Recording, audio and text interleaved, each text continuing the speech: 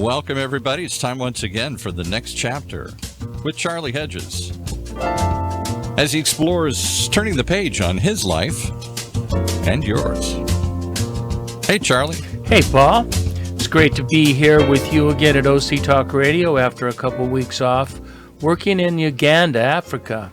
There is nothing that enriches my soul more than serving the poorest of the poor, people that live on less than $2 a day in the most rural of villages. And believe me, rural is grossly understated. They live on dirt floors and one-room houses with no electricity, no running water, no toilet, and most often 10 to 20 miles from any form of what might be called an urban town. And believe me, we wouldn't think of it as urban, but it has electricity, so it gets to be urban. And now today, I'm with a guest I haven't had on the show for 2.5 years, a guest who changed my life, and we'll talk about that more later on. But today I'm visiting with my fellow traveler to Uganda, CEO and founder of Wells of Life, Nick Jordan. Nick is a nonprofit, Wells of Life is a nonprofit NGO with the mission to bring access to clean water as well as transforming villages to adopt adequate sanitation and hygiene practices. By the end of 2019, check this out, Wells of Life will have installed more than 500 clean water wells in Uganda, serving 500,000 people, and according to our calculations, saving the lives of nearly 32,000 children under 6 years old, and probably in the neighborhood of 50,000 people in total of lives saved. Now, Nick was born and raised in Ireland and holds a bachelor's degree from the University College in Dublin. In the 1980s, Nick immigrated to the United States and has proudly earned his citizenship as a devout American. In our show today, I want to discuss passion and passion around giving. So it's passion with a purpose to make a difference on this oh-so-needy planet rather than passion for self-service. I personally do not know anyone more passionate about serving the poor than Nick Jordan. So let's find out what Nick Jordan has to say about passion with a purpose. Nick Jordan, welcome to the next chapter with Charlie. Thank you, Charlie, for the invite. It's lovely to be here. Good to have you with us. You know, we should say, well, I'm going to wait. I'm going to tell the story later. I want to get into you right away. Just about a decade ago, Nick, you were a very wealthy real estate entrepreneur when you decided to found a nonprofit that eventually focused on providing access to clean water to the rural communities of Uganda. Can you tell me the story of how Wells of Life began? Well, briefly put, Charlie, it's very nice of you to say that kind remark, but it unfortunately misses the mark just slightly. And what I can tell everybody listening is that I was a fortunate individual working in real estate, an immigrant who had come and immigrated to America in the mid-'80s, as you mentioned, became a citizen in 2004, and found out that a recession was a horrible thing to happen when you were holding a lot of real estate. What actually happened was that essentially in 2007 and 8, with the recession that came, I went broke. And that opened a door into my life that I walked through with some level of reluctance. And that took me to Uganda, to a visit over 2 weeks to rural Uganda, where I saw a different part of life, one that I had never before witnessed. And that essentially was the introduction to poverty, the effects of lack of water, and an opportunity to actually do something about it. Now, you were originally building schools, were you not? Indeed. I was a school teacher, first of all, in Ireland. Always had a belief that education was the key that unlocked essentially any door. So I believe it was natural enough during the time I was a real estate agent and broker to be able to give a little back, which equated to 4 schools being built in Uganda from 2005. And the schools were just a natural answer to the need for education. It was through another Irish NGO, and I decided that we could put some people together, build some schools, without really having any understanding or knowledge of what I was doing. It was with the right type of intention, but as I later found out, you need to know a lot more about what you do before you actually do it when it comes to rural Uganda. Yeah, and you find out along the way. I must mention, just so everybody knows, that an NGO, will be using that term a lot. It's non-governmental organization, and it's really people doing service that is not attached to the government, but they're very service-oriented organizations, and that's we have an NGO in Uganda and an NGO in Ireland and one in the United States. But now, you were doing the schools. What turned you to water? What was it about water that sort of caught your attention and your passions? Well, 2 weeks of traveling through rural Uganda caught my attention because it is, as you well now know, the most arduous way you can spend some time. Typically, you're traveling across roads that barely qualify as roads. And over 2 weeks, I visited 11 schools. And obviously 4 of them I had helped, along with some very generous donors here in Orange County, raise the funds for. So I acted as their emissary, just to simply go and meet the school children and see what difference this effort was making. Well, with every school, it appeared to me that there were less girls than boys. And finally, at about the 3rd school, I finally pulled somebody aside and asked, "Are there less girls in Uganda than boys?" I was very shocked to get an answer that said, no, there should be about equal. But at this school, there's no clean water. There is no water well. So the girls are tasked with hauling water, and they often have to miss school. And for many reasons, most of which would be apparent, I thought that was very unfair. And very unfair to girls never having an opportunity to receive that education that would unlock the door.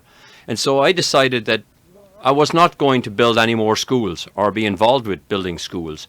I realized that if water could be provided to every school that the organization I had worked through had built, it would be a tremendous asset to making sure that there was equality between boys and girls. And so that really was what the founding thought of Wells of Life was about. No, that's the first time I've heard that.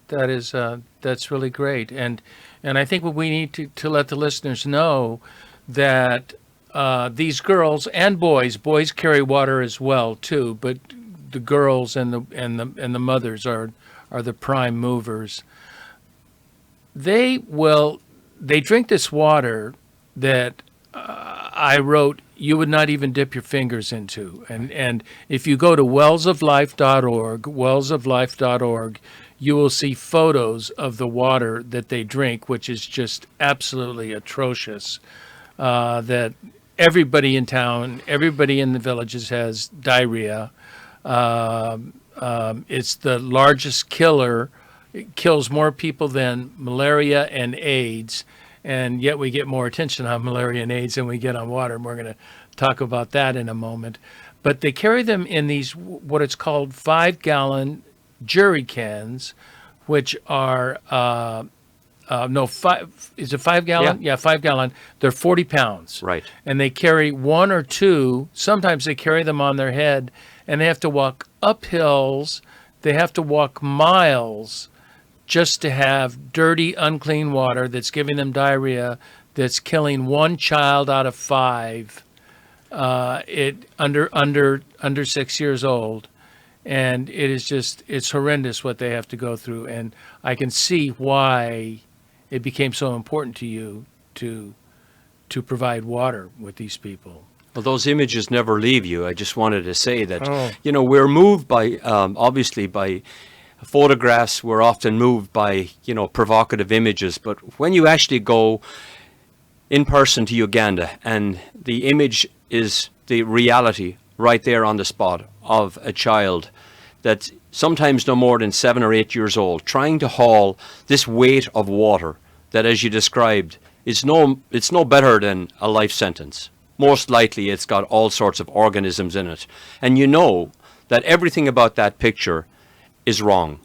And so the image that I could not get out of my mind in 2009 when I came back from the first trip was that how could we live in a world where the answer was so readily apparent and the water was so readily available and do nothing about it?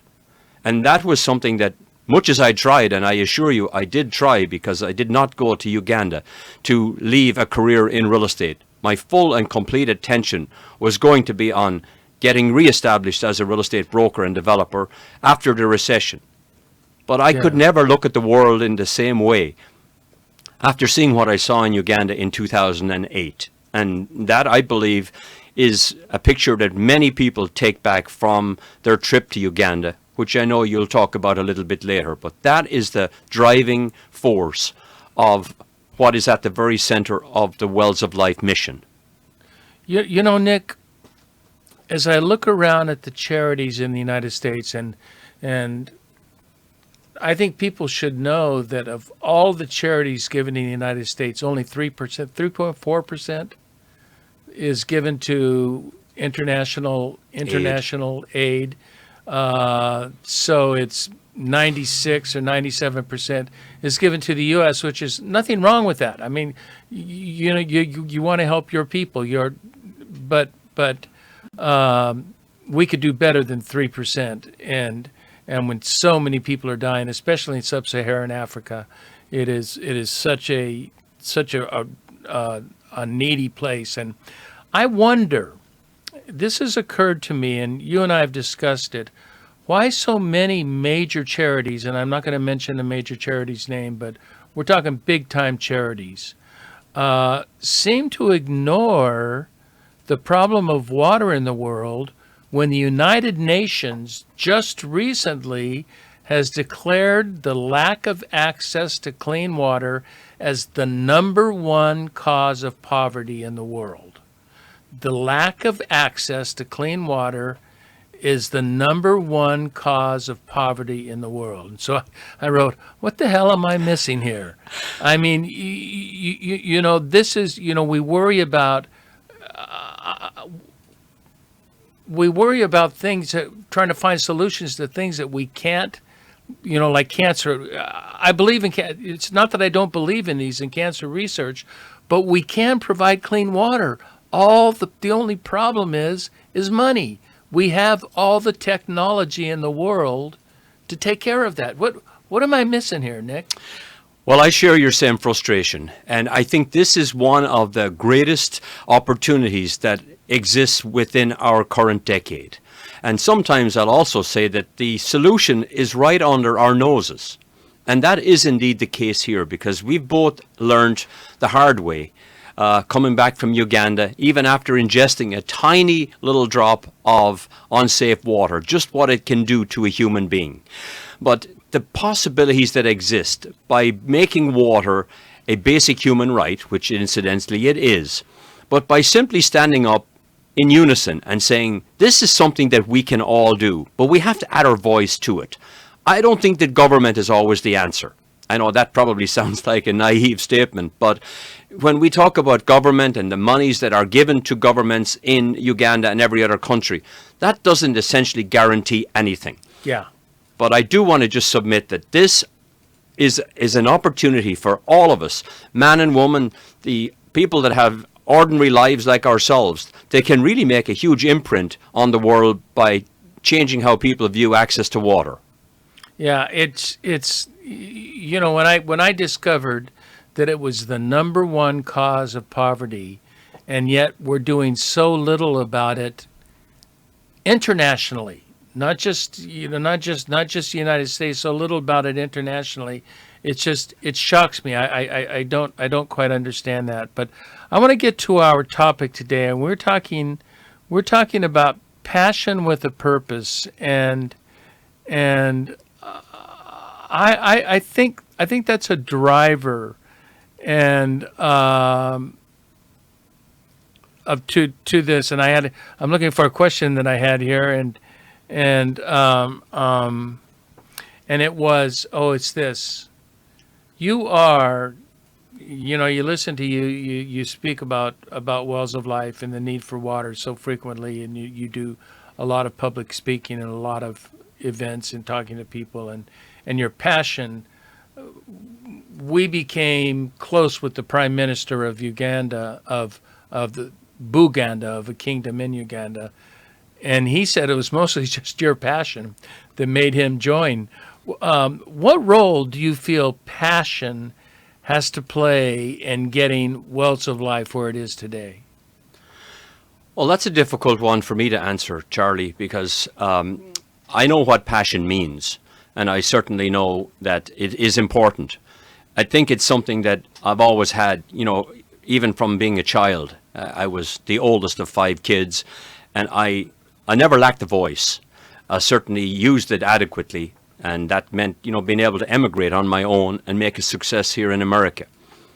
But that didn't really give me the type of voice that I wanted to have, which was a voice of compassion.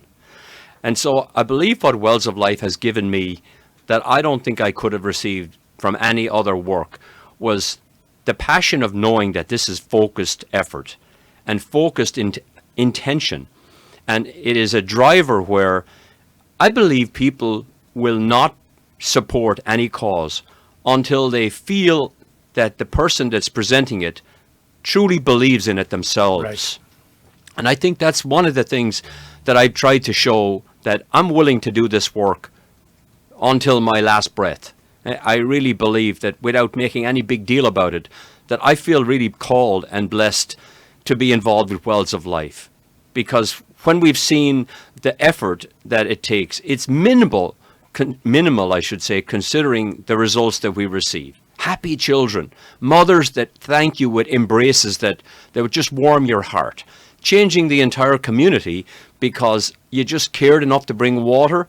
I just consider myself very fortunate and very blessed to be able to do this work. And if passion helps me get to another listener out there, I'm willing to give it everything I've got. And if that's what passion is, then I say, well, good.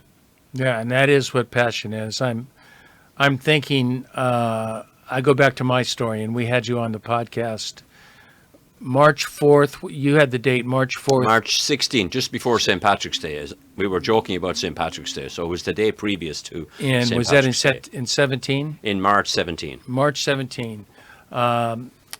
You were on the show, and I knew nothing of Wells of Life, and you started telling me about Wells of Life, and the next thing I knew is I said, well, we have a couple extra dollars, so we contributed to building a couple of wells. And I have never been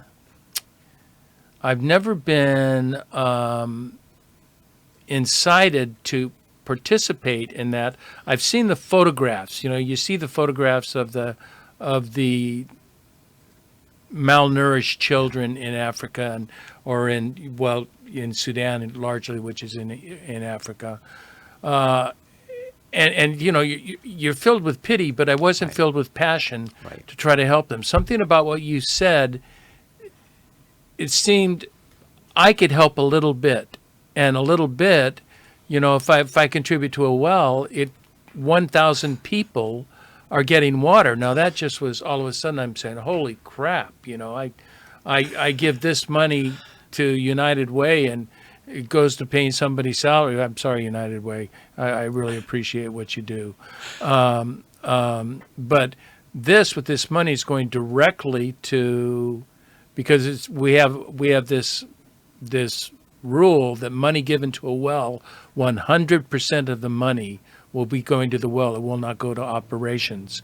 And I was passionate, but I was not passionate, and we'll talk about our trip, until I took a trip. And then when I took a trip to Uganda and I saw the joy of the people, I saw the situation of the people, and it became my passion. I feel, Nick, that my leadership experience, my ministry experience, my business experience, all of this, I turned 70 in 10 days.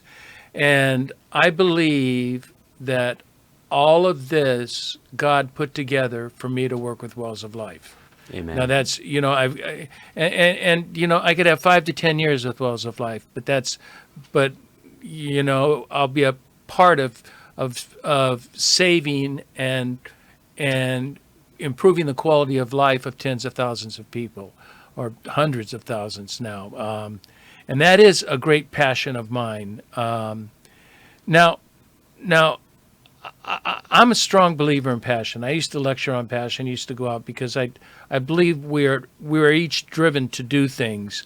And so I'm thinking that we have listeners that are in search of a personal passion, that they would like to really be passionate about something. How did you've already explained, I was going to ask you, how did you discover your passion for serving the poor, but why is that a different kind of passion, serving the poor, than a passion for something else? Like passionate for baseball. I'm passionate for baseball, but it's different when I'm saving somebody's life. Well, if you'll permit me, I just wanted to backtrack a couple of steps to something you just said, because I wanted to say that how people view passion is not always the same. And I think your listeners know you very well. I don't really have to give any explanations here. I will say with total truth and conviction that I've never had or heard Charlie Hedges raise his voice. I've never had him, yell or scream in a meeting. So maybe by the definition that he might have, used here, perhaps that would say that maybe he's not passionate.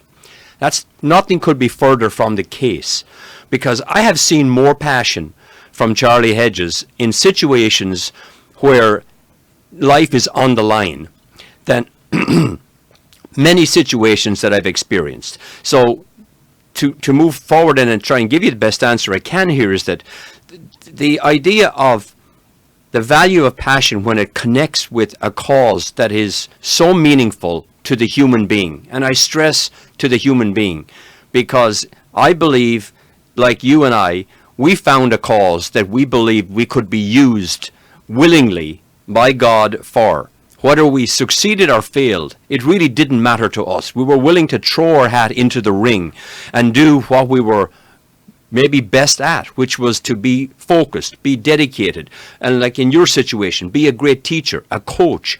You drew on every single skill that you had put on the shelf, because I think your listeners know that you were retired, essentially, until you were pressed back into working full-time for the ministry of Wells of Life. And so therefore, this passion that perhaps some people think you have to be jumping and shouting and roaring is not the case. The passion that you have and I have are exactly the same. It's just manifest in different ways by connecting with a cause that you and I believe in, and that hopefully a lot of people that are your listeners want to hear more about. Because there's no quick answer to what is being passionate about something. I think it becomes a one-on-one conversation with that person where I ask them, what is it that you want to leave behind? What is it that you want to be known for? And what is it that you believe you can do, that you were created and put on this earth to do, that you should do right now, because we may not be guaranteed tomorrow? Yeah, and especially when you have, like me, I had the resources. Right. So we had done reasonably well in business, and we had saved well, so we had the resources. So I can work I can do vital work as a volunteer. Now maybe a 30-hour a week volunteer job, but it's I'm fulfilled not by a paycheck, but by a result, and that's what absolutely drives me now. Now, too often, I think, Nick, passion is limited to the arts or some kind of avocation. Are you passionate about your painting, your writing, your sculpting? Are you passionate about some kind of avocation, a hobby, building whatever you build? I have a friend who's passionate about automobiles, and he's always working on his cars, and classic cars. And I highly endorse that. So I'm not discouraging listeners from doing that, because I think that's very important to get your natural gifts and talents and be able to express them. But nevertheless, when you help someone in need, especially in dire need, you develop a passion that is unstoppable. Once you catch that, once that bug, you catch the bug or the bug catches you, you're screwed. You know, it's got you. It owns you. And it's right in line with the saying of Jesus that it is better to give than to receive. That's such a simple sentence, and yet it's one of those most profound wisdom statements in the world, and that all of us know that. We all know it's better to give than to receive. At Christmas, you know, what are we looking for? Are we looking for what we're getting, or are we looking for the joy in the faces of the people to whom we give? Now, there are some, I admit, are looking forward to giving, but they're typically 7 years old. So, you know, I was thinking of, I know you have a love of singing, and you have a passion, I would say, for singing. Here's an odd question, but I want to bring some clarity around the matter. How would you compare your passion for singing with your passion for service? What is the difference there? I think that's a relatively easy one to answer, Charlie. I mean, my passion for singing extends, I would say, about as far as the shower. And that's about it. Even if I have an Irish tenor voice, I'm not under any illusions. But my passion for Wells of Life and for saving lives and for connecting people like you and Paul and your listeners to the invitation of serving is it's the spark, it's the flame, call it whatever you want. It's the engine that drives me on day after year. And this is the 10th year of doing this work. And I feel as passionate today about doing this work as I did on day one, because the cause hasn't diminished. In fact, it's actually gotten deeper because we have gotten better at doing this work. And they say it takes 10,000 hours to become proficient or an expert at any given thing. I believe I've invested just about 10,000 hours now at leading Wells of Life. And what I see happening right across the board, not just to you, Charlie, because you're definitely I would consider you to be a poster boy of what one person can do by walking in and saying, Lord, use me. But since we were sitting here 2.5 years ago, we have essentially built a team, a strong team in Uganda. And that team extends to 20 plus individuals that you and I both know are willing to put their lives on the line every day in terribly difficult, challenging circumstances. So you cannot but be moved by that level of passion amongst people, because you know that you're hanging out with people that are truly changing the world. In addition to that, you know, we've established ourselves in Ireland, which of course I'm delighted and happy and proud to say that, you know, that's my native country. And that is a growing force, because there's nowhere on this earth that giving doesn't hold the possibility. And Wells of Life wants to invite every single human being just to be open to the possibility that they could be used for a mighty purpose. And that purpose can be something as simple as just saving one child's life. And if you've done that in your lifetime, I will willingly submit to you that you've lived a mighty life. That's great. I want to talk a little bit about trips to Uganda, but before I do that, we need to take a break, Paul. So let's take a brief break, and we'll come back and we'll talk about trips to Uganda.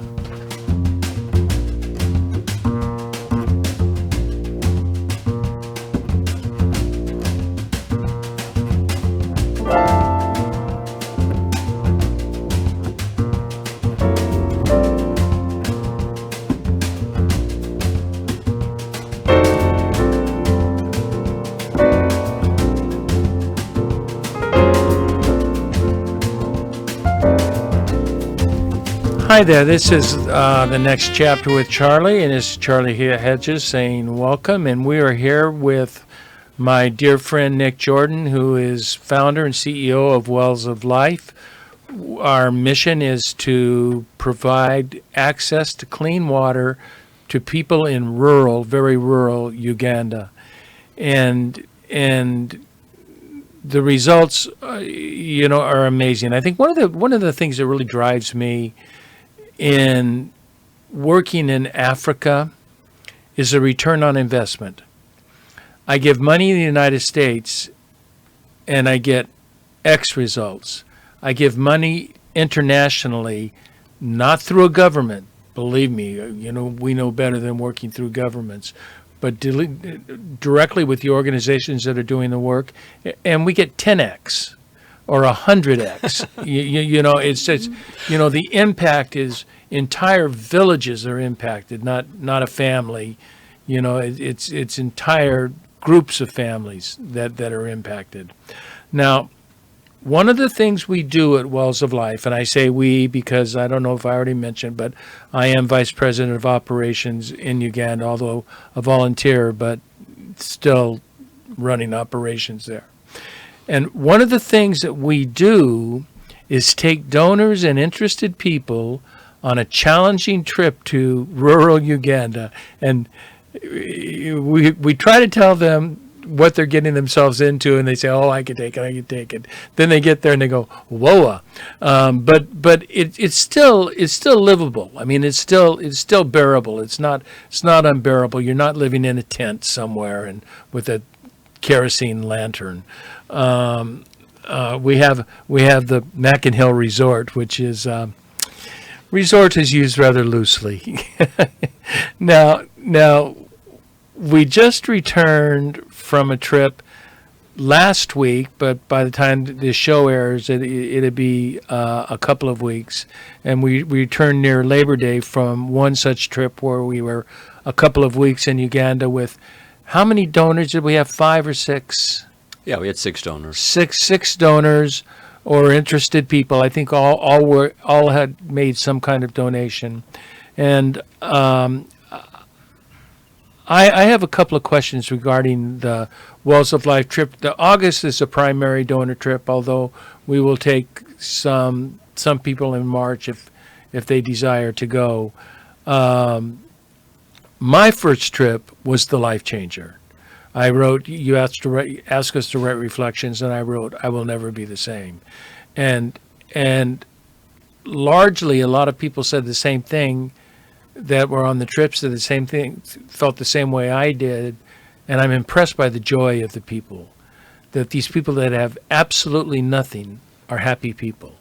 And then when you give them a gift, it's just phenomenal. I mean, you give them a soccer ball, and you might as well give them a Mercedes-Benz. Exactly. I mean, it's just absolutely amazing. So I have a couple of questions on this.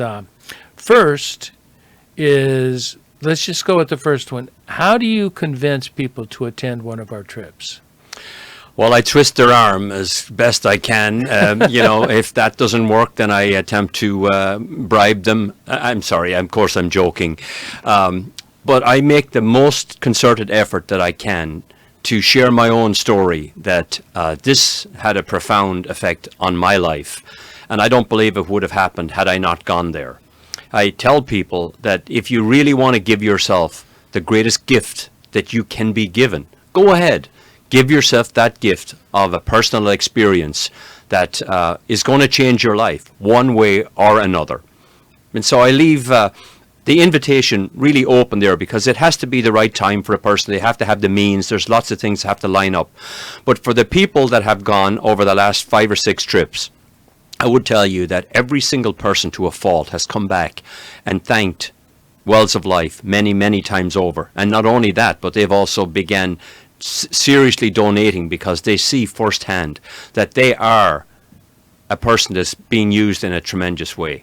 Yeah, and you mentioned the expenses. It's on one hand it is expensive, but on another hand, you're going 9,000 miles away, flying 21 hours, and you're going to a foreign country, and you can do the whole thing for under $3,500. That's including all of your meals, all of your expenses, your airfare. So it's quite reasonable. No one's making any money on this. As a matter of fact, we were losing a little bit of money on it, but not losing it, it costs the company some money, because I don't view it as a loss because of the service we provide. Now, tell me even more importantly than how you convince them to come is what kind of difference does such a trip make in the lives of people that go? That's a great question. And of course, it's different in everybody's life because if we knew that it was going to have a certain effect, believe you me, we would find a way to bring more people. This is truly a God-given invitation because when people see that they are in the image of God, they're a human being just like the child that they're seeing at a well, at the mother, I think that's just a moment of connection that most people don't get a chance to have. When you realize that we are all made in God's image, and then you can realize that for just a little effort, I can lift that person up, honor them, bring them dignity, respect. That is something that takes root in a person's heart. It doesn't always, manifest itself in the first weekend when you return, but I've seen people over the next couple of years just grow and blossom into people that are sometimes kinder. They speak softer because they've had an experience where they realize that something got to work in their life that changed them from the inside out. And that is something that no price can put a value on. Yeah, it's the whole cultural difference and what occurs there. What I see is really interesting is that the donors typically have donated a well, Right. And in honor of a friend or somebody or someone who is deceased, and they're honoring the memory of someone. We take them to that well. They get to visit that well. And many times, half a village will turn up, and you'll have 100 people. If you're at a school, you'll have 300 people singing, dancing, singing your praises, making poems. They make up poems for the donors, Yeah. and donors' lives are you're forevermore changed. I wrote after my first one, I will never be the same, and I wrote after my fifth trip, I will never be the same. It is so impacting, and people, the emotions are just varied. People just sobbing. Our people, the donors, just sobbing, not having realized the good that they have done. You've done good when you don't go there. You still know you've done good, but when you go there and you see that what your donation has done, it just makes every penny worth it, that it was just a tremendous experience. Can I just add briefly to that? Because I think that there's such an important point there. We always say at Wells of Life that everything begins with a well. And so over the course of the last 10 years, I've seen wells dedicated and donated for many different reasons. And many of them are what you just described. A loved one. My mother, for example, passed last year at 89 years old, and my family got together and we dedicated a well. And it was something that brought the family together. It brought closure, knowing that our mother, her life was honored, and that it represented giving life to 1,000 people. We've seen people, again, such as, well, I'm just going to say it, your son, Austin Hedges, the catcher for the Padres. He's a quiet guy. He doesn't want a lot of publicity. In fact, he doesn't want any publicity. He's helped 10,000 people.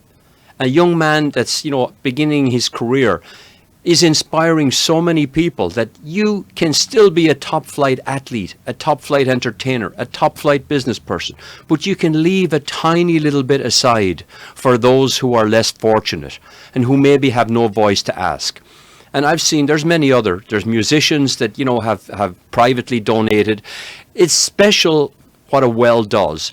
I've seen school children as young as 6 and 7 years old bring in $100 that they've spent 2 months saving. So story go on after United story. States Yes, people. yes, here in the United States. Yes. Because, once a family gets passionate, as you said, Charlie, once a family gets passionate, they see the value of using Wells of Life and funding a well as a valuable service in mentoring, modeling, and teaching their children how to put a value on service, which, to my mind, is one of the greatest, I guess the greatest attribute a human being can have is to serve others. So I just wanted to wrap a bow around the idea that, everybody listening knows somebody. They may have a coach that made a difference in their life, an English teacher, a mom, a dad, somebody that they maybe have never been able to touch and honor and give a gift to. This is the ultimate gift.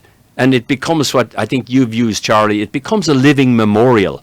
It's not a one-time offering. This is a living, giving, breathing force of good and love that, every morning mothers arrive at the well. And there's a dedication plaque at the bottom of that well that he's taken care of and washed and cleaned and cared for. That prayers are given because they may not know that person personally. But as our president, Pete Callahan, once said when he asked, who was this person? The answer was, I don't know who they were, but they must have been a really kind, good person.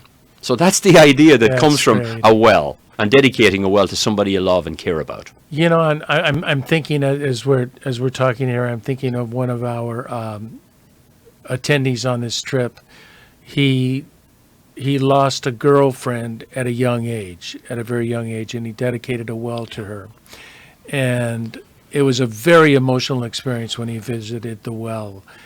And you could tell he was just quite broken up, and we were, caring for him, but also giving him space to deal with this.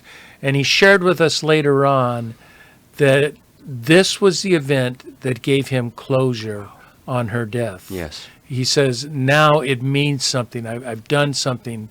And you never know how it's going to affect people, but that's powerful, because he loved this woman very much, and to have something that powerful to bring some kind of sense of closure to her, to his experience is really something. It's very deep. I mean, that's about as touching, I think, as anything can be. And when a donor travels, then that experience really touches their heart. Okay, I'm going to we're going to go maybe about 5 minutes more, which my 5 minutes is usually 10.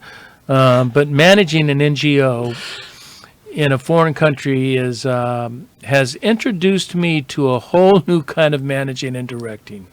We're 9,000 miles away, and I'm trying to manage directors and managers, and so we've got distance, radical cultural differences. I mean, radical.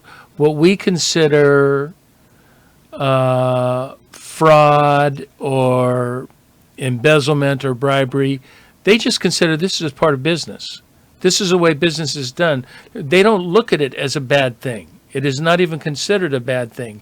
And so you have to deal with these cultural differences, and you can't make them Americans. We're not trying to make them Americans, but we make our staff live by these certain standards. As a matter of fact, we have a code of ethics that everybody abides to.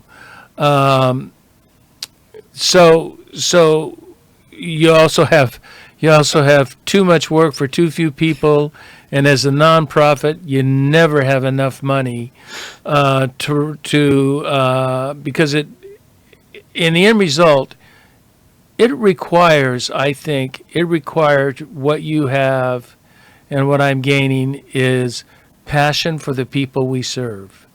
It is a passion about why do you give? I was challenged on a situation that I was giving to an orphanage, and something came up that challenged me. That just someone says, well, because I was a little upset with them about something, and someone challenged me and said, Charlie, who are you giving the money to? And I said, to the orphans. They said, well, what are you whining about? And it was perfect, because I'm thinking of everything these orphans are going to get, and why would I be upset with some situation? But once that kind of passion occurs, it's almost irreplaceable. What do you think? Yeah, I think that this work requires passion and then some, simply because if you're looking for an easy retirement, this is not it. If you're looking to really make a profound difference and to really roll up your sleeves and get down into the trenches, there is no more amazing work than doing this. But managing, yes, an NGO on 3 continents, you have to just, first of all, temper your expectations. Many days I just give this over to God, because if not, I would become an even more upset and frustrated human being than I already am. But we have learned that what gives us the joy is knowing how many children's lives we saved. You mentioned it at the start of the show. You know what one child's life is worth.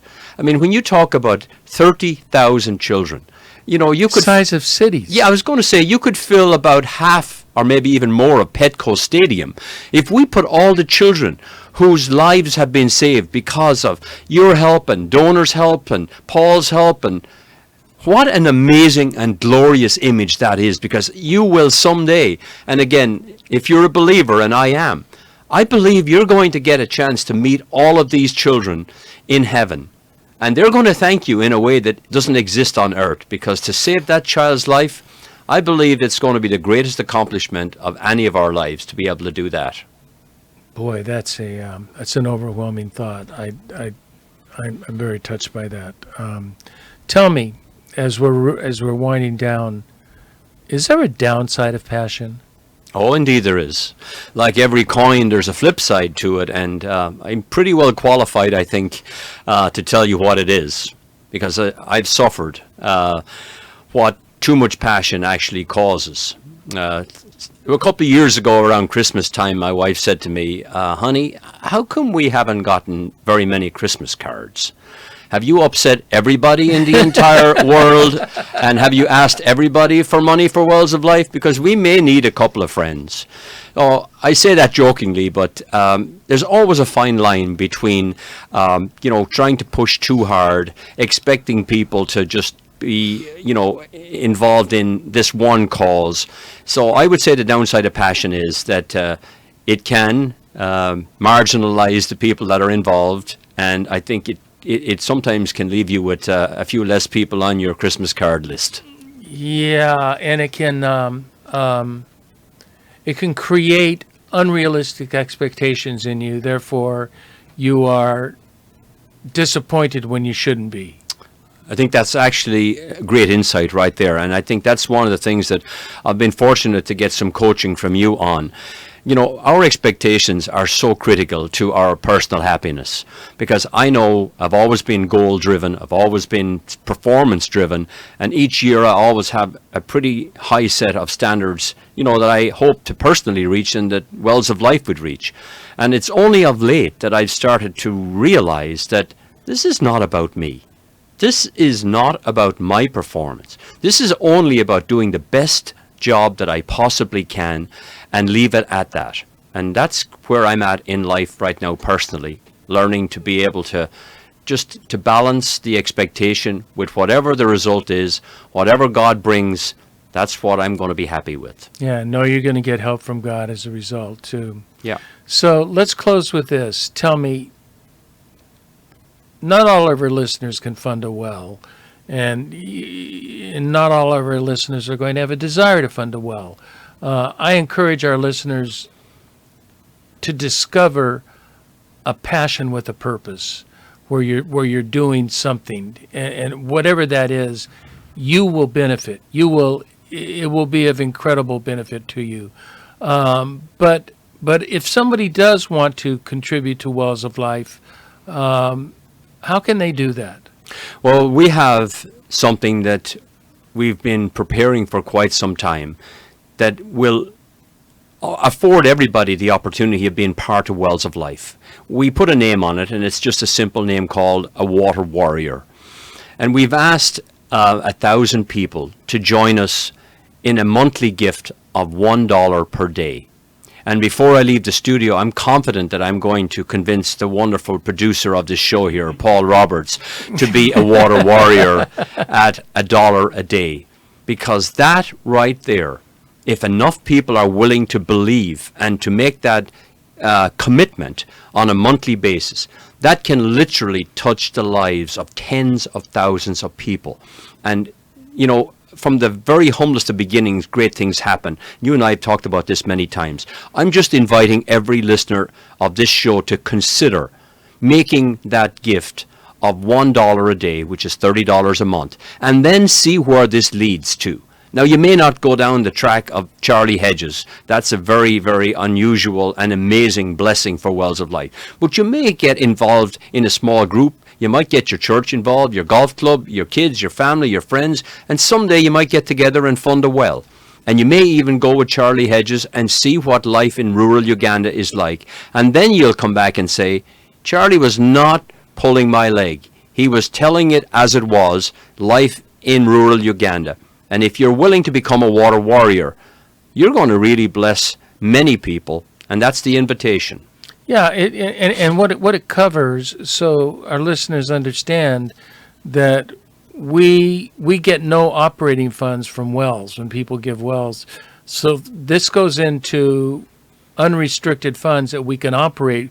We can pay a chief marketing officer. We can pay the electricity bill, the rent bill, all of the bills essentially that it takes to run a growing and ever growing nonprofit. You have to have it. And so I would encourage everyone to check into Water Warriors, and I'll put the website will be on. It's at wellsoflife.org. Very simple, and you can sign up there, and you can find out all about Wells of Life there. And we're just launching. When are we launching the new website? This week sometime. I believe right? it will be, by the time this podcast is aired, the new website will be available, and it really will give you every opportunity to see our videos, to see how you can set up your own well on the website, and how you can come as close as you're going to be able to get on this side of Uganda to experiencing firsthand the work that Wells of Life is doing every single day. Yeah, our marketing officer is working really hard at giving people first-hand experience, and we're really looking forward to the results of that. So, Nick Jordan, thank you for spending time with me today. I also want to thank our listeners for tuning in to The Next Chapter with Charlie, and be sure to check us out at our website, thenextchapter.life. Until next, this is Charlie Hedges signing off. Bye for now. Thank you, Charlie.